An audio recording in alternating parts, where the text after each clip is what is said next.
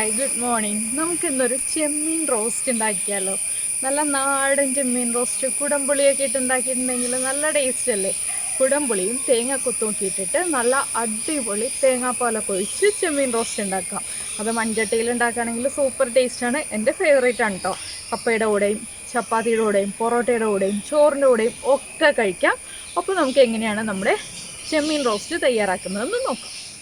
നമുക്ക് നമ്മുടെ ഇൻഗ്രീഡിയൻസ് നോക്കാം. നമ്മളിപ്പോൾ 1/2 കിലോ ചെമ്മീൻ എടുത്തിട്ടുണ്ട്. ക്ലീൻ ചെയ്യുന്നതിന് മുന്നേ ഉള്ള അളവാണ് 1/2 കിലോ എന്ന് പറയുന്നത്. അതിലേക്കായിട്ടൊരു 20 ഉള്ളി എടുത്തിട്ടുണ്ട്. വലിയ ഉള്ളിയാണ് ഞാൻ 20 എടുത്തത്. അതുപോലെ തന്നെ കുറച്ച് തേങ്ങാക്കൊത്ത്, ഒരു 2 ടേബിൾ സ്പൂൺ തേങ്ങാക്കൊത്ത് എടുത്തിട്ടുണ്ട്. പിന്നെ എടുത്തിരിക്കുന്നത് 2 പീസ് ഇഞ്ചിയാണ്, അത് നീളത്തിൽ കട്ട് ചെയ്ത് വെച്ചിട്ടുണ്ട്. 3 പച്ചമുളക് എടുത്തിട്ടുണ്ട്. പിന്നെ എടുത്തിരിക്കുന്നത് തേങ്ങയുടെ 1-ാം പാലും 2-ാം പാലുമാണ്. അത് നിങ്ങൾക്ക് എത്രത്തോളം ഗ്രേവി വേണം എന്നുള്ളതനുസരിച്ച് എടുക്കുക.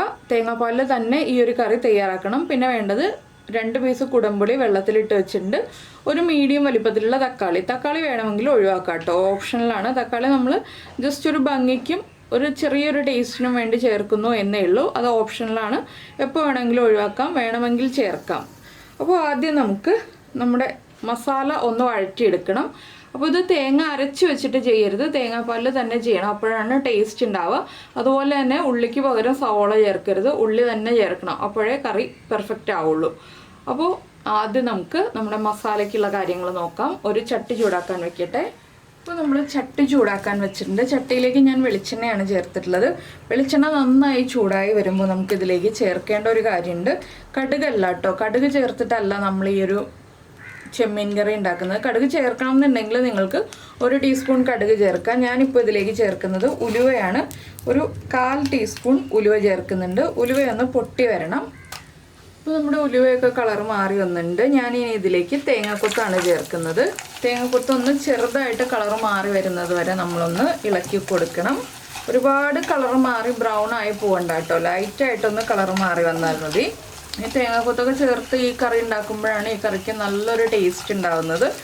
അതുപോലെ തന്നെ തീരെ ചെറിയ ചെമ്മീൻ ഉപയോഗിച്ചിട്ട് ഈ ഒരു പ്രോൺസ് റോസ്റ്റ് ഉണ്ടാക്കുന്നതിനേക്കാൾ ടേസ്റ്റ് കുറച്ചൊരു വലിയ ചെമ്മീൻ ഉപയോഗിച്ചിട്ട് പ്രോൺസ് റോസ്റ്റ് ഉണ്ടാക്കുന്നതാണ്. അപ്പോൾ നിങ്ങൾ ഇതുപോലെ ഈ ഒരു കറി ഉണ്ടാക്കി നോക്കിയിട്ടില്ലെങ്കിൽ ഉറപ്പായിട്ടൊന്ന് ട്രൈ ചെയ്ത് നോക്കണം കേട്ടോ. ഒരു പ്രാവശ്യമെങ്കിലും ഒന്ന് ഉണ്ടാക്കി നോക്കണേ. പ്രോൺസ് ഇഷ്ടപ്പെടുന്ന എല്ലാവർക്കും നന്നായിട്ട് ഇഷ്ടപ്പെടുന്ന ഒരു റെസിപ്പിയാണിത്. അപ്പോൾ ഒരുപാട് സമയമൊന്നും എടുക്കില്ല, നമ്മൾ ഈ ഒരു വഴറ്റാണ്ട് എടുക്കുന്ന സമയം മാത്രമേ കൂടുതലായിട്ട് എടുക്കുള്ളൂ. പ്രോൺസ് കുക്കായി വരാൻ ഒരുപാട് സമയമൊന്നും എടുക്കില്ല. ഇതൊക്കെ വേഗം വഴറ്റി നമുക്ക് കറി ഉണ്ടാക്കാം. അധികം ഇൻഗ്രീഡിയൻസും വേണ്ടല്ലോ, കുറച്ച് ഇൻഗ്രീഡിയൻസിൽ വേഗം തയ്യാറാക്കാൻ പറ്റിയ നല്ലൊരു അടിപൊളി റെസിപ്പിയാണ്. എൻ്റെ ഒരു പേഴ്സണൽ ഫേവറേറ്റ് ആണ് കേട്ടോ ഇത്. അപ്പോൾ നമ്മുടെ ഉലുവ കുക്കായ നല്ലൊരു മണവും തേങ്ങക്കൊത്ത് എണ്ണയിൽ മൊരിയുമ്പോൾ ഉള്ളൊരു നല്ലൊരു മണവും, വെളിച്ചെണ്ണയിൽ തന്നെ തയ്യാറാക്കണേ. അപ്പോൾ തേങ്ങാക്കൊത്തൊക്കെ ഒന്ന് കളർ മാറി തുടങ്ങിയിട്ടുണ്ട്. നമുക്കിനി ഇതിലേക്ക് ഇഞ്ചിയും പച്ചമുളകും ചേർക്കാം. ഇഞ്ചിയും പച്ചമുളകും ചേർത്ത് ഒന്ന് ചൂടായി തുടങ്ങുമ്പോൾ നമ്മുടെ ഉള്ളി ചേർത്ത് കൊടുക്കാം. നിങ്ങൾക്ക് വെളുത്തുള്ളി നിർബന്ധമാണെങ്കിൽ ഒരു 3 അല്ലി വെളുത്തുള്ളിയും കൂടി ഇഞ്ചിയുടെയും പച്ചമുളകിൻ്റെയും കൂടെ നീളത്തിൽ കട്ട് ചെയ്ത് ചേർക്കാം. എനിക്ക് വെളുത്തുള്ളി ഈ ഒരു കറിയിലൊന്നും ആവശ്യമില്ല, അതുകൊണ്ടാണ് ഞാൻ വെളുത്തുള്ളി ചേർക്കാത്തത്. വെളുത്തുള്ളി ഇഷ്ടമാണെങ്കിൽ ചേർത്ത് കൊടുക്കാം കേട്ടോ. നമ്മുടെ ഉള്ളിയും കൂടി ചേർത്ത് കൊടുക്കുക. ഇനി നമുക്ക് കുറച്ച് ഉപ്പ് ചേർത്ത് കൊടുക്കാം. നമ്മുടെ ഉള്ളിക്കും തേങ്ങാക്കൊത്തിനും ഒക്കെ ആവശ്യമായിട്ടുള്ള ഉപ്പ് ചേർത്ത് കൊടുക്കാം. ഒരു 1/2 ടീസ്പൂൺ ഉപ്പ്, 2 തണ്ട് കറിവേപ്പില, ഇതൊക്കെ ചേർത്തിട്ട് നന്നായിട്ടൊന്ന് വഴറ്റിയെടുക്കുക. ഒരുപാട് ഉള്ളിയുടെ കളറ് മാറിപ്പോണ്ട, ഒന്ന് ഉള്ളിയുടെ കളറ് ലൈറ്റായിട്ട് മാറി വരുമ്പോൾ നമുക്ക് ബാക്കിയുള്ള ഇൻഗ്രീഡിയൻസ് ചേർത്ത് കൊടുക്കാം. ഇപ്പോൾ ഉള്ളിയുടെ കളറൊന്ന് മാറി വരട്ടെ, അതുവരെ നമുക്ക് വേറെ ഒന്നും ചേർക്കാനില്ല, ഇളക്കി കൊടുത്തുകൊണ്ടിരിക്കാനേ ഉള്ളൂ. അപ്പോൾ ഞാനിത് ഇളക്കി കൊടുത്തുകൊണ്ടിരിക്കട്ടെ ഉള്ളിയുടെ കളറ് മാറി വരുന്നത് വരെ. ഇപ്പോൾ നമ്മുടെ ഉള്ളിയുടെ കളറൊക്കെ മാറി വന്നിട്ടുണ്ട്, ഇത് കണ്ടോ, ഉള്ളിയുടെ അളവൊക്കെ കുറഞ്ഞു. ഇനി നമുക്കിതിലേക്ക് പൊടികൾ ചേർക്കാം. ഫ്ലെയിം കുറച്ച് വയ്ക്കുക, മൺചട്ടിയാണ്, നല്ല ചൂടുണ്ടാവും. പൊടികൾ ഇടുമ്പോൾ തന്നെ വേഗം ചൂടായി വരും, അതുകൊണ്ട് തന്നെ ഫ്ലെയിം കുറച്ച് വെച്ചിട്ട് പൊടികൾ ചേർക്കുക. മല്ലിപ്പൊടി കൂടുതൽ വേണം, എന്താണെന്ന് വെച്ചാൽ നമ്മുടെ കറിക്കൊരു കൊഴുപ്പ് കിട്ടണം എന്നുണ്ടെങ്കിൽ ഒരു 2 ടീസ്പൂൺ മുതൽ 2.5 ടീസ്പൂൺ വരെ മല്ലിപ്പൊടി ചേർക്കാം. ഞാനിപ്പോൾ 2.5 ടീസ്പൂൺ മല്ലിപ്പൊടി ചേർത്തിട്ടുണ്ട്. എന്താണെന്ന് വെച്ചാൽ കുറച്ച് കൂടുതൽ ഗ്രേവി വേണം, എനിക്ക് കുറച്ച് കൊഴുപ്പോട് കൂടിയ ഗ്രേവി വേണം, അതുകൊണ്ടാണ് ഞാൻ 2.5 ടീസ്പൂൺ മല്ലിപ്പൊടി ചേർത്തത്. 1/2 ടീസ്പൂൺ മഞ്ഞൾപ്പൊടി, നമ്മൾ പച്ചമുളക് ചേർത്തിട്ടുണ്ട്, അതുകൊണ്ട് തന്നെ 2 ടീസ്പൂൺ കാശ്മീരി ചില്ലി പൗഡർ. ഇനി നന്നായിട്ടൊന്ന് ഇളക്കി ഈ പൊടികളുടെ റോ ടേസ്റ്റ് മാറി വരുന്നത് വരെ നന്നായിട്ട് ഇളക്കി കൊടുക്കുക. ഇതിലേക്ക് മസാലപ്പൊടികളൊന്നും ചേർക്കണ്ട കേട്ടോ വേറെ. ഇത് നമ്മുടെ മീൻ കറിയുടെ സ്റ്റൈലിൽ തന്നെ വരുന്നൊരു ചെമ്മീൻ റോസ്റ്റാണ്. ചെമ്മീൻ റോസ്റ്റ് എന്ന് പറഞ്ഞിട്ടുണ്ടെങ്കിൽ ചെമ്മീൻ വല്ലാതെ ഡ്രൈ റോസ്റ്റ് അല്ല, സെമി ഗ്രേവി ഉള്ളൊരു റോസ്റ്റാണ്. ഇനിയിപ്പോൾ നമ്മളിതിലേക്ക് ചേർക്കേണ്ടത് നമ്മുടെ കുടംപുളി വെള്ളത്തിലിട്ട് വെച്ചിരിക്കുന്നില്ലേ, അതാണ്. അപ്പോൾ ഈ പൊടികളൊന്ന് കുക്കായി കിട്ടാനും എല്ലാം വേണ്ടിയിട്ട് നമ്മുടെ കുടംപുളിയുടെ വെള്ളം ആദ്യം കുറച്ച് ചേർത്ത് കൊടുക്കാം.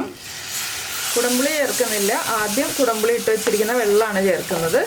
നമ്മുടെ മസാലയൊന്ന് കുക്കായി വരാനാണ് നമ്മൾ ഇതുപോലെ കുടംപുളി ഇട്ട് വെച്ചിരിക്കുന്ന വെള്ളം ചേർത്ത് കൊടുക്കുന്നത്. ആ വെള്ളത്തിൽ പൊടികളൊന്ന് കുക്കായി തുടങ്ങുമ്പോൾ നമുക്ക് കുടംപുളി ഇട്ട് വെച്ചിരിക്കുന്ന വെള്ളവും കുടംപുളിയും കൂടി ചേർത്ത് കൊടുക്കാം. ഞാൻ അത്യാവശ്യം വലിപ്പമുള്ള 2 പീസ് കുടംപുളിയാണ് ചേർത്തിട്ടുള്ളത്. ഇനി ഇതൊന്ന് തിളച്ച് ആ ഉള്ളിയൊക്കെ ഒന്ന് കുക്കായി വരട്ടെ. ഉള്ളിയിലേക്ക് നന്നായിട്ട് ആ പുളിയൊക്കെ ഒന്ന് പിടിച്ചു വരട്ടെ. നിങ്ങൾക്ക് കൂടുതൽ ഗ്രേവി വേണമെന്നുണ്ടെങ്കിൽ കുറച്ചുകൂടി ഉള്ളി ചേർക്കാവുന്നതാണ് കേട്ടോ.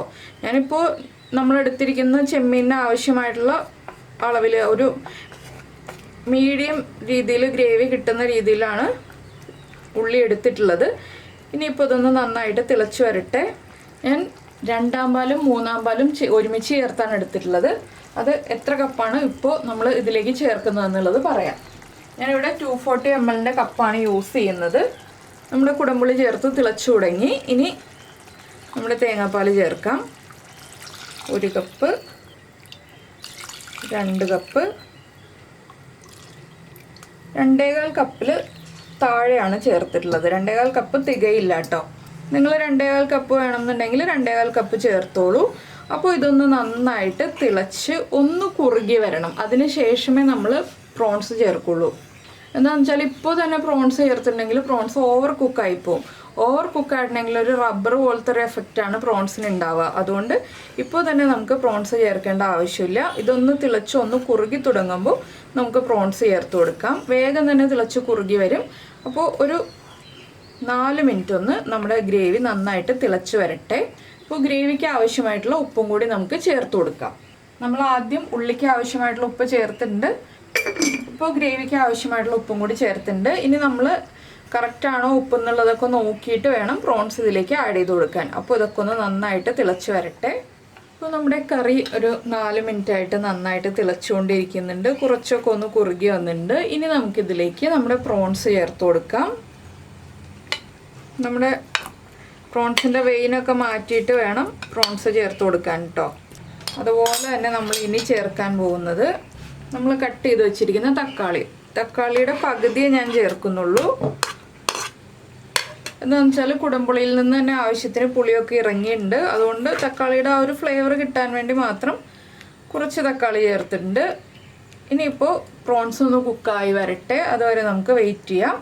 അപ്പോൾ ഇനി പ്രോൺസ് ഒന്ന് കുക്കായി വരട്ടെ. അതിനുശേഷം നമുക്ക് ബാക്കിയുള്ള കാര്യങ്ങൾ ആഡ് ചെയ്ത് കൊടുക്കാം.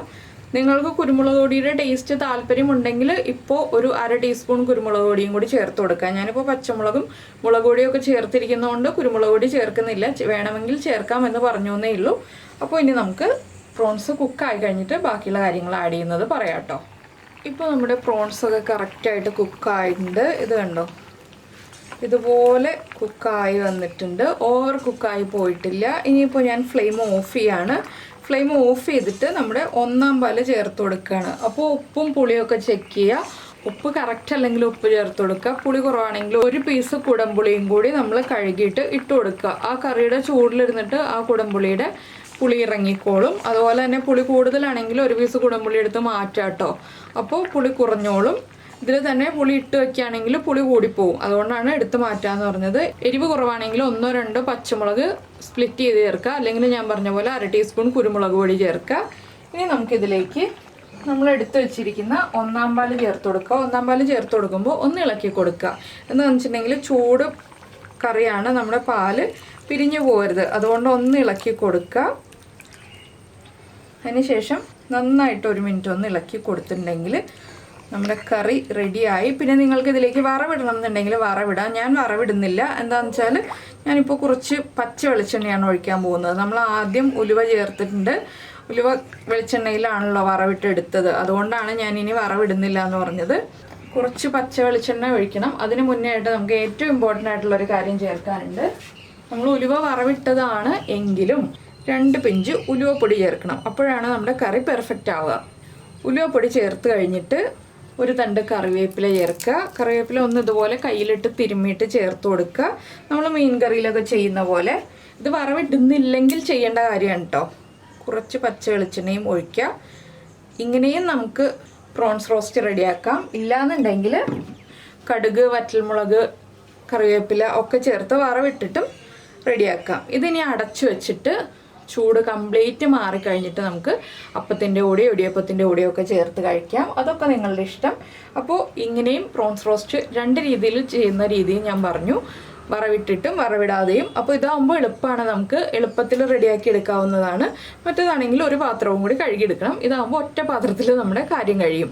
അപ്പോൾ നിങ്ങൾ മൺചട്ടിയിൽ തന്നെ ഉണ്ടാക്കുമല്ലോ ഉറപ്പായിട്ടും. അതുപോലെ തന്നെ ഉണ്ടാക്കി കഴിഞ്ഞിട്ട് ഫീഡ്ബാക്കൊക്കെ അറിയിക്കുക. പിന്നെ നമ്മുടെ വീഡിയോ ഇഷ്ടമായിട്ടുണ്ടെങ്കിൽ ഒന്ന് ലൈക്ക് ചെയ്യാൻ മറന്നു പോകരുത്. അതുപോലെ തന്നെ നമ്മുടെ ചാനൽ ആദ്യമായിട്ട് കാണുകയാണെങ്കിൽ നമ്മുടെ വീഡിയോ പ്രസൻറ്റ് ചെയ്യുന്ന രീതിയൊക്കെ ഇഷ്ടമായിരുന്നുണ്ടെങ്കിൽ നമ്മുടെ ചാനലൊന്ന് സബ്സ്ക്രൈബ് ചെയ്ത് സപ്പോർട്ട് ചെയ്യണേ. സബ്സ്ക്രൈബ് ചെയ്യുന്നതിന് ഈ വീഡിയോയുടെ താഴെയുള്ള റെഡ് സബ്സ്ക്രൈബ് ബട്ടൺ ഒന്ന് ക്ലിക്ക് ചെയ്യുക. അതിൻ്റെ റൈറ്റ് സൈഡിലുള്ള ബെല്ലൈക്കണും ക്ലിക്ക് ചെയ്യുക. അപ്പോൾ ഓൾ എന്ന് പറഞ്ഞിട്ടൊരു ഓപ്ഷൻ കാണാം. ആ ഓളും കൂടി പ്രസ് ചെയ്തിട്ടുണ്ടെങ്കിൽ ഞാൻ എപ്പോഴും വീഡിയോ അപ്ലോഡ് ചെയ്യുമ്പോൾ നിങ്ങൾക്ക് നോട്ടിഫിക്കേഷൻ വരും. അപ്പോൾ നമുക്ക് നമ്മുടെ അടുത്ത റെസിപ്പിയുമായിട്ട് അടുത്ത ദിവസം വീണ്ടും കാണാം.